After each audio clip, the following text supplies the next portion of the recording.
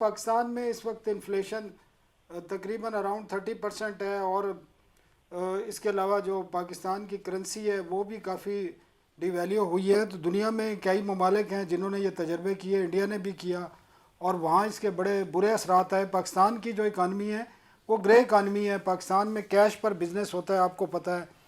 और 5,000 का नोट अगर ख़त्म कर दिया जाए तो आप क्या समझते हैं जो इकनॉमिक एक्टिविटी है उन पर फ़र्क नहीं पड़ेगा और अनएम्प्लॉयमेंट भी बढ़ेगी और बाकी चीज़ें भी। इन्फ्लेशन के हिसाब से भी सिर्फ पाकिस्तान नहीं है, इराक़ में 1 लाख का नोट भी है, इसी तरह ईरान में भी है। अफ़गानिस्तान की जब करेंसी कमज़ोर थी वहाँ भी यही सूरत हाल थी। कुछ और मुल्कों की भी मिसाल दे सकता हूँ।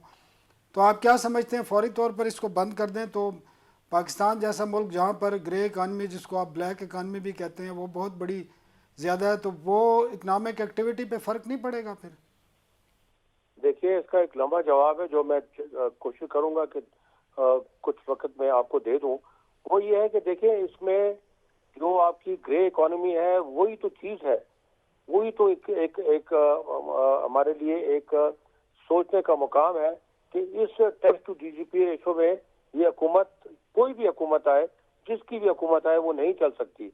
ये अगर टैक्स टू जीडीपी रेशो रहता है तो हम जो है हम आगे चलने की इस वक्त काबिल ही नहीं है।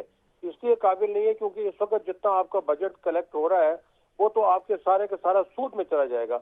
उसके बाद की एक्टिविटी आप कैसे करेंगे?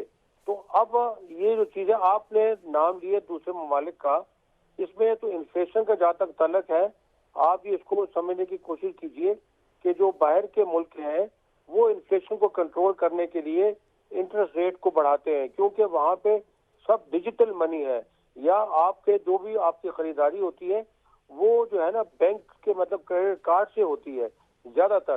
तो उसकी वजह से जब वो इंटरेस्ट रेट ज्यादा करते हैं तो उनकी खरीदारी कम होती है। इसी तरीके से हमारे मुल्क में जब ये तजर्बा किया जाता है कि इंटरेस्ट रेट ज्यादा करते हैं तो उससे हमारा इन्फ्लेशन कम नहीं होता। इन्फ्लेशन तो इस वक्त आप जानते हैं तकरीबन 30 तो नहीं, तकरीबन 40% के करीब है।